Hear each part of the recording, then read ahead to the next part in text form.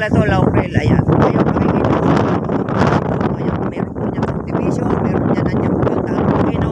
Bagamat medyo malabo po ngayon. Ano? Medyo malabo po. Wala pa yan. Ayan, makikita ko sa inyo ha. Ayan. Sige. Ayan. Ayan po. Ayan.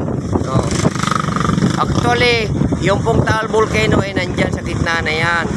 Yan, kaso maulap ngayon, hindi ganong maninag, ano? Yan. Tapos yan sa baba, may subdivision dyan kung nakikita nyo. May subdivision po dyan. Ito yung daanan. Yan.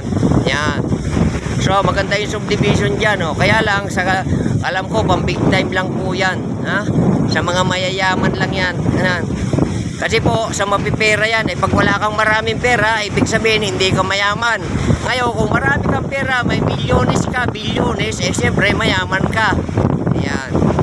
Oh.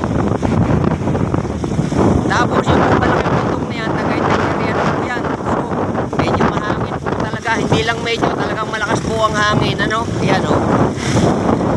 Over lang ako dito. Ayan, oh. Ito po. Ito po, pangalan ng subdivision ko na yun.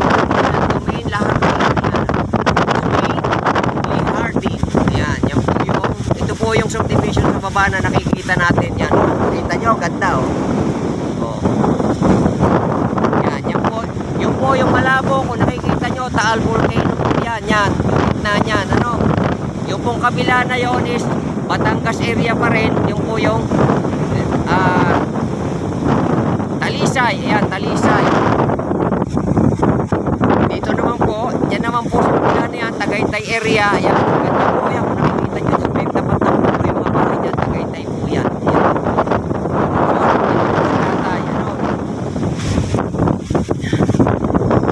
Ito po yung highway galing ng boundary sa Cavite papunta po ng Lemery, Batangas yan. Yan, dyan po ko dadaan dahil ako po ay pauwi na Mindoro. Yan.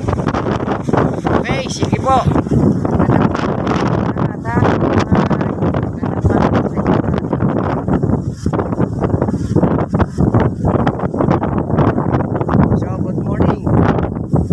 Good morning everyone. Sige po, bye-bye na.